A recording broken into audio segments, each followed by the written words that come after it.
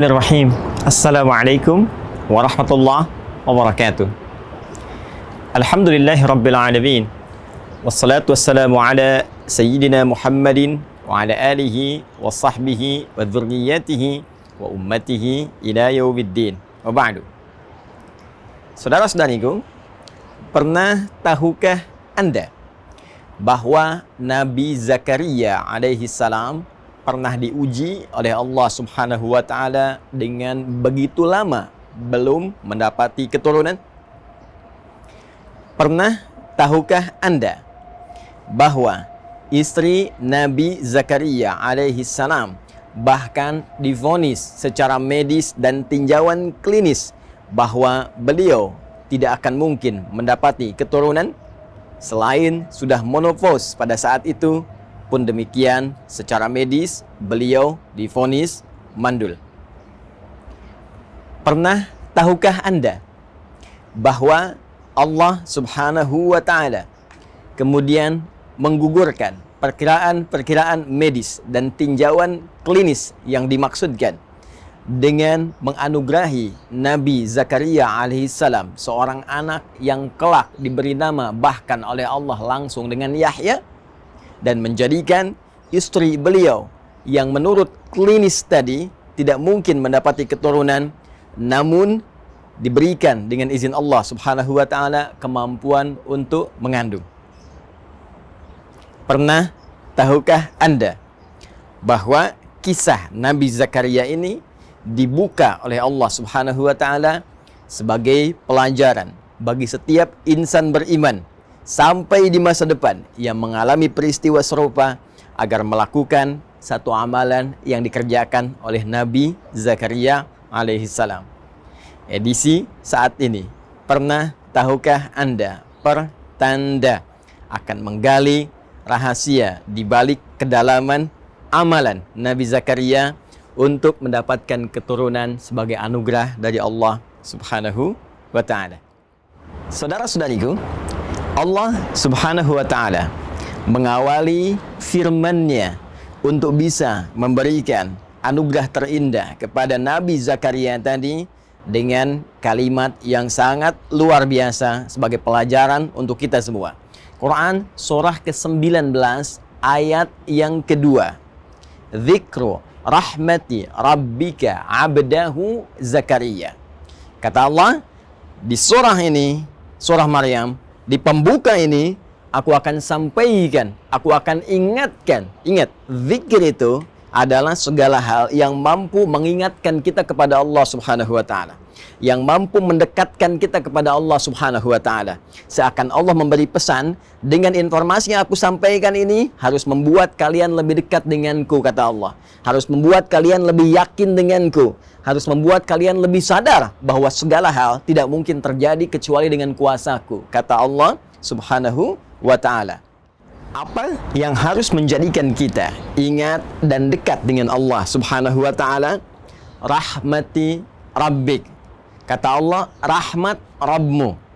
Rabb adalah nama Allah yang terkait dengan sifat rububiyahnya, yang merawat seluruh alam semesta termasuk kita di dalamnya, yang menyembuhkan saat sakit, memberikan rizki, memaafkan kalau salah, mengampuni kalau berbuat dosa.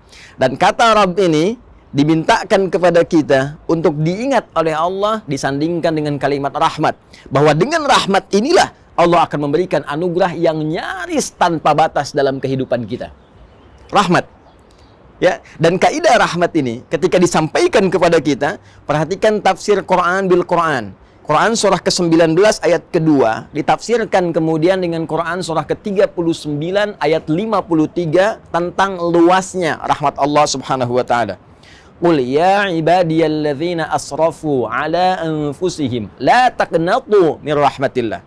Dalam kaidah dosa saja, jika seseorang berbuat dosa yang sangat melimpah, israf, itu dosa yang melimpah, ya, yang melewati batas. Bahkan kalau makan, Anda datang ke pernikahan, ada prasmanan, orang sekali, Anda 10 kali, itu israf. Ada orang berbuat dosa israf, Ya, kalau belum bohong nggak enak. Orang cuman bohong, dia pun mencuri, dia merampok, dia membegal, dia mabuk. Satu saat dia ingin kembali kepada Allah Subhanahu wa taala. Apa yang Allah sampaikan? La taqnatu mir rahmatillah. Jangan putus asa dari rahmat Allah Subhanahu wa taala. Innallaha yaghfirudz dzunuba jami'a. Sungguh Allah dengan rahmatnya tadi akan mengampuni seluruh dosa-dosa jika orang itu mau kembali kepada Allah Subhanahu wa taala.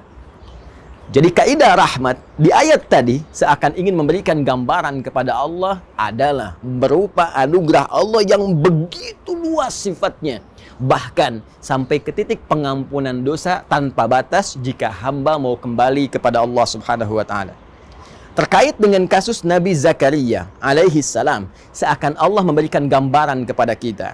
Jika Anda mengalami situasi apapun, termasuk merasakan lambatnya keturunan, kenapa belum ada tanda-tanda positif, kenapa sudah bertahun-tahun belum mendapati keturunan. Hei, sadar, bukan Anda saja. Dulu pun bahkan ada seorang nabi yang rajin ibadah, rajin doa, tapi mendapati ujian yang serupa. Jika beliau saja tidak putus asa dengan rahmat Allah, kenapa Anda mesti mengeluh? Maka kaidah pertama dalam Al-Quran, jika ingin dikabulkan, jika ingin harapan itu terjadi, maka yang pertama kaidahnya, jangan pernah merasa putus asa dengan rahmat Allah. Jangan pernah mengeluh kepada Allah. Jangan berprasangka buruk kepada Allah Subhanahu wa ta'ala. Jelas, Quran surah kedua, ayat 216. Kutiba alaikumul qitalu wa huwa kurhul lakum. Hei, diwajibkan atasmu berperang. Dan perang yang paling kuat adalah perang melawan perasaan Anda. Perang melawan nafsu. Jangan berprasangka yang buruk. Jauhkan sifat-sifat jelek dalam jiwa kita. Asa an takrahu syai'an fa huwa khairul lakum. Boleh jadi Anda tidak menyukai sesuatu, di balik yang tidak Anda sukai ada satu hikmah kebaikan besar yang disiapkan oleh Allah untuk Anda. Wa asa an tuhibbu syai'an wa huwa syarrul lakum. Boleh jadi Anda mengharap-harap, menginginkan yang terbaik menurut Anda, di balik itu ada keburukan yang tidak Anda ketahui akan menimpa Anda. Wallahu ya'lamu wa antum la ta'lamun. Karena Allah Maha mengetahui masa depan, sedangkan daya pandang, daya tangkap Anda hanya untuk saat ini saja. Belum selesai, saudara-saudariku. Lalu Allah kemudian menyambungkan kalimatnya, abdahu Zakaria. Bisa saja Allah langsung berfirman Zakaria. Tapi ketika disambungkan dengan kalimat abdun, itu adalah gelar tertinggi yang diberikan oleh Allah pada setiap insan beriman, makhluknya yang bernama manusia yang mau mendekatkan diri kepada Allah Subhanahu wa taala dengan puncak ibadah. Puncak ibadah. Perhatikan, Nabi Muhammad sallallahu alaihi wasallam ketika diundang oleh Allah dalam peristiwa Isra Mi'raj itu, yang disebutkan bukan gelar kenabiannya, ya ayyuhan nabi. Yang disebutkan bukan gelar prestisius kerasulannya, ya ayyuhar rasul, tapi yang disebutkan kalimat abdunnya. Subhanalladzi asra bi'abdihi laila minal masjidil haram ilal masjidil aqsa alladzi barakna haulah. Quran surah ke-17 ayat yang pertama. Abdun menunjuk pada sifat ubudiyah. Abdun menunjuk pada sifat penghambaan. Karena itu jika Anda ingin mendapatkan rahmat Allah tadi yang tanpa batas, maka tingkatkan ibadah Anda kepada Allah Subhanahu wa taala. Bukankah Rasulullah SAW yang sudah jelas saja surganya masih menunaikan sholat malam, masih memperbanyak ibadah-ibadah yang dipandang hukum sebagai sunnah? Lalu bagaimana dengan ibadah Nabi Zakaria alaihi salam yang dengan itu beliau mendapatkan rahmat Allah Subhanahu wa taala yang merubah seluruh perkiraan-perkiraan medis tadi? Perhatikan kalimat Al-Qur'annya. Kemudian kita lanjutkan ke ayat yang ketiga. Idz nada rabbahu nidaan khafiyya. Kata Allah, perhatikan, ingat-ingat, dalami, pahami, ketika beliau tidak pernah putus asa bermohon kepada Allah dengan cara yang sangat lembut, cara yang sangat khusyuk. Maka amalan pertama yang disarankan oleh Al-Quran, langsung dibimbing oleh Allah Subhanahu wa ta'ala yang memiliki segala kuasa. Kata Allah, jika Anda menginginkan rahmatku yang tanpa batas tadi, maka pertama, jangan pernah putus asa. Kedua, tingkatkan sifat penghambaan. Ketiga, awali dengan doa yang khusyuk kepada Allah. Bukan doa biasa, berdoa dengan lembut, berdoa dengan penuh keyakinan. Seperti apa ya Allah? Perhatikan kalimat Nabi Zakaria alaihi salam yang diabadikan di dalam Al-Quran. Qala Rabbi inni wahanal azmu minni washta'ala ra'su syaiba walam akum bidu'aika Rabbi syaqiyya. Allahu Akbar. Khusyuk, lembut, halus, dalam. Ya Allah, Rabb yang berjanji merawat saya, menyembuhkan kalau sakit, memaafkan kalau salah, mengampuni kalau berdosa, yang berjanji memberikan segala kebutuhan jika itu memang saya butuhkan untuk maslahat dunia dan akhirat saya. Inni wahanal azmu minni washta'al ra'su syaiba. Sungguh sekarang ya Allah, keadaanku fisik telah lemah, ya, rambut telah memutih, fisik telah letih. Walam akum bidu'aika Rabbi syaqiyya. Namun sampai keadaan ini pun aku tak pernah putus asa dalam berdoa. Allahu Akbar. Anda kebayang nggak keindahan kalimatnya, sastranya? Ya, saya ilustrasikan begini. Ada sosok yang sejak berumah tangga dalam keadaan fisik yang masih muda, rambut masih mengilat, itu belum dapat keturunan, sampai sepuh tapi nggak pernah putus doanya. Saya kasih ilustrasi ya. Dan Allah laisa kamitslihi syai', jauh dari apa yang kita gambarkan. Perhatikan baik-baik, saya berikan gambaran. Kalau ada seorang meminta bantuan kepada Anda di depan rumah Anda, dia hanya meminta dalam 1 menit saja. Maaf Pak, tolong Pak, tolong Pak. Apa Anda akan beri? Belum tentu. Sekarang, dia berdiri di depan rumah Anda dari mulai ba'da subuh sampai esok subuh lagi. Maaf Pak, tolong Pak, kasih bantuan Pak, belum makan Pak. Apa Anda juga akan mengabaikannya?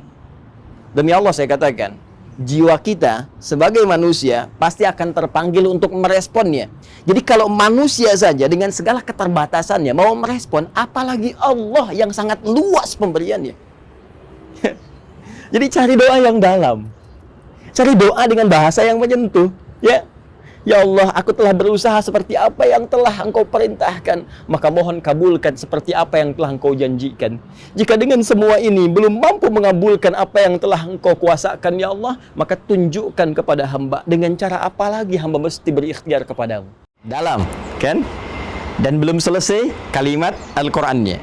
Wa inni khiftul mawaliya min wara'i.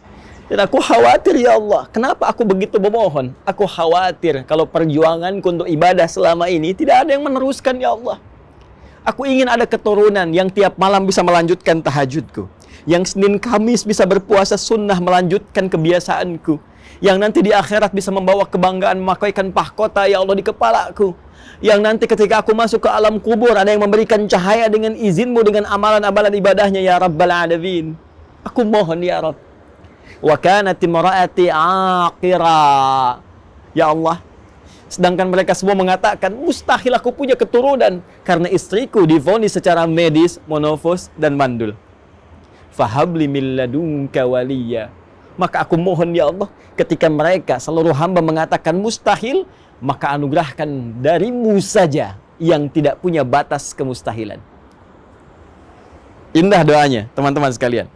Di sini Allah ingin mengajarkan kepada kita bahwa yang pertama, selain kita mencari redaksi doa yang indah, yang lembut, yang menampilkan sifat-sifat rasionalitas kebutuhan kita, pun demikian Allah mengajarkan kepada kita bahwa jika menghadapi situasi di mana setiap hamba berkata ini tidak mungkin terjadi, ini mustahil bisa hadir, ini rasanya tidak akan pernah bisa terjadi, maka pada saat itu Allah ajarkan pada kita, tinggalkan seluruh pendapat manusia, kembali kepada Rabbul Alamin, kepada Sang Pencipta kita, karena pada saat itu Allah ingin memberikan anugerah yang melampaui batas-batas kemanusiaan. Saking pentingnya anugerah ini, Allah ingin berikan sendiri tanpa campur tangan manusia. Awas, pelajari kaidah ini. Ingat, dan ini berlaku dalam situasi apapun. Dalam pekerjaan, dalam penyakit, dalam konteks rizki, dalam konteks kehidupan yang kita lalui. Jika ada manusia mengatakan kepada Anda, ini mustahil, ini nggak bisa, ini nggak mungkin, itu tanda langsung dari Allah. Tinggalkan pendapat manusia, segera beralih bermohon kepada Allah, karena Allah akan langsung memberikan anugerah kepada Anda tanpa perantara manusia. Sekarang, bagaimana caranya beralih kepada Allah, meminta seperti Nabi Zakaria tadi? Amalannya bagaimana? Kapan saat tepatnya berdoa tadi? Seperti apa keadaan kita meminta? Tidak tanggung-tanggung. Sempurna seluruh ajaran dari Al-Quran, memberikan sebuah keterangan, informasi, bimbingan, langsung juga dilengkapi dengan contoh. Buka Quran surah ketiga, Ali Imran ayat 38 sampai dengan 39. Allah langsung menunjukkan kepada kita apa amalan yang dikerjakan. Yang saat mengerjakan amalan itu, hadirkan doa yang tadi Anda ingin mohonkan.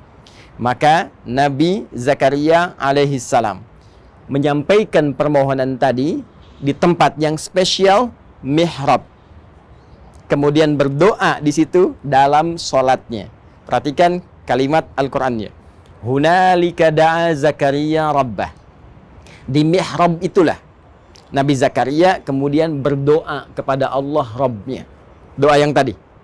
Ya, dipersingkat kemudian dengan bahasa Al-Qur'an. Qala rabbi habli min ladunka dzurriyyatan thayyibah. Ya Allah, anugerahkan kepada hamba. Hamba mohon ya Allah. Hamba mohon keturunan dari sisimu saja, keturunan yang terbaik. Karena semua orang mengatakan mustahil hamba punya keturunan. Hamba yakin hanya Engkau yang mampu mengabulkan doa hamba. Kalau pada yang mampu mengabulkan saja ya Allah, innaka sami'ud du'a, pada yang maha mendengar doa saja tidak mengabulkan, lantas kepada siapa lagi hamba mesti bermohon? Baik, perhatikan baik-baik. Apa yang terjadi? Belum sempat tuntas sholat dikerjakan, belum selesai sholatnya, masih berdiri dalam sholatnya, menyampaikan doa tadi, seketika langsung dijawab oleh Allah. Berdiri bahasa Arabnya qaimun, masih sholat, yusolli, ayat 39-nya. Fanadatul malaikatu wa huwa qaimun yusolli fil mihrab. Maka tertiba kemudian, baru selesai doa, belum selesai sholat, datanglah kemudian malaikat, sedangkan beliau masih berdiri dalam sholatnya, belum selesai sholatnya. Annallaha yubashshiruka bi Yahya. Allah kasih kabar gembira. Istrimu akan mengandung. Kamu akan punya anak. Bahkan namanya langsung diberikan oleh Allah Yahya. Artinya hidup. Yang mustahil menurut manusia akan terlahir dari rahim seorang perempuan yang sudah monofos dan mandul. Bayi yang hidup, kata Allah, tidak ada yang mustahil bagiku. Jadi dan hidup dia. Karena itu, pelajaran selanjutnya, buat mihrab. Tempat terbatas yang membuat kita fokus untuk ibadah. Mihrab bukan hanya ada di masjid sebagai tempat imam. Kenapa imam berada di mihrab? Karena imam selain memimpin sholat, menyampaikan doa kepada Allah, juga dengan adanya di tempat itu, menurut keterangan Al-Quran, akan cepat doanya didengar oleh Allah Subhanahu wa Ta'ala. Kita bisa membawa mihrab ke rumah, tapi bukan yang di masjid dibawa ke rumah, bukan, ya. Anda bisa bikin area kecil menghadap ke kiblat. Jadikan sebagai mihrab, tempat khusus untuk ibadah saja. Hei, buka handphone, pasang status, keluar dari situ. Ngobrol-ngobrol, makan, minum, keluar dari situ. Hanya untuk ibadah saja. Baca Al-Quran, tahajudnya, doanya, lakukan di situ. Walaupun hanya sehamparan sejadah, tak ada masalah. Ya, rumah Anda ataukah di kontrakan, nggak ada ruangan, hamparan sejadah. Di situ Anda bermohon kepada Allah Subhanahu wa Ta'ala. Minta, mohon. Maka apa yang terjadi? Boleh jadi apa yang telah Allah anugerahkan kepada Nabi Zakaria di masa lalu akan diberikan kepada Anda sebagai pembuktian kekuasaan Allah yang melampaui batas-batas bayangan manusia. Dan seluruh paparan tadi kemudian disajikan oleh Al-Quran dengan sajian yang padat di satu ayat Quran surah ke-21 Al-Anbiya, kisah para nabi, ayat 90. Fastajabna lahu wa wahabna lahu Yahya wa aslahna lahu zaujah. Kata Allah, ketika amalan tadi sempurna dikerjakan oleh Nabi Zakaria alaihissalam, kami cepat jawab doanya. Kami anugerahkan Yahya untuknya, dan kami sembuhkan istrinya. Perhatikan kalimat Qur'annya. Kami sembuhkan, perbaiki keadaan istrinya. Yang kata medis mustahil, kata Allah tak ada yang mustahil bagiku. Sembuh. Innahum kanu yusari'una fil khairat wa yad'unana raghaban wa rahaba wa kanu lana khashi'in. Lalu ditutup dengan sangat indah, mengingatkan lagi amalan Nabi Zakaria tadi. Apa kata Allah? Kesimpulannya, kalau Anda ingin mendapatkan rahmat yang luas tadi, maka innahum kanu yusari'una fil khairat. Kebiasaan mereka itu cepat merespon segala kebaikan. Maka mulai sekarang siapkan agenda-agenda kebaikan. Cepat, jangan tunda. Setelah dengar ceramah ini, siapkan. Saya malam akan tahajud insya Allah. Saya akan baca Al-Quran. Saya akan berinfak, bersedekah. Lalu di sela-sela amalan tadi, sisipkan doa Anda sesuai kebutuhan yang Anda harapkan. Jika terkait berkelindan dengan anugerah keturunan tadi, cepat mintakan sebagaimana Nabi Zakaria pernah memohonkannya. Ya, dan mereka wa yad'unana raghaban wa rahaba, dan mereka bermohon kepada kami dengan penuh harap dan khusyuk. Maka jangan sekedar doa, jangan simpel saja ya Allah pengen begini, tidak, minta dengan penuh harap, minta dengan khusyuk, ya. Wa kanu lana khashi'in, dan sungguh mereka mengerjakan setiap amalan bahkan doa tadi dengan khusyuk, dengan penuh kedalaman hati dan jiwa. Saudara-saudariku, itulah Nabi Zakaria dengan segala contoh yang telah Allah sampaikan dalam uraian firman-Nya, menjadi sebuah titian kepada kita yang memberikan sebuah harapan dengan jaminan kebenaran yang dipastikan. Pernah tahukah Anda? Assalamualaikum warahmatullahi wabarakatuh.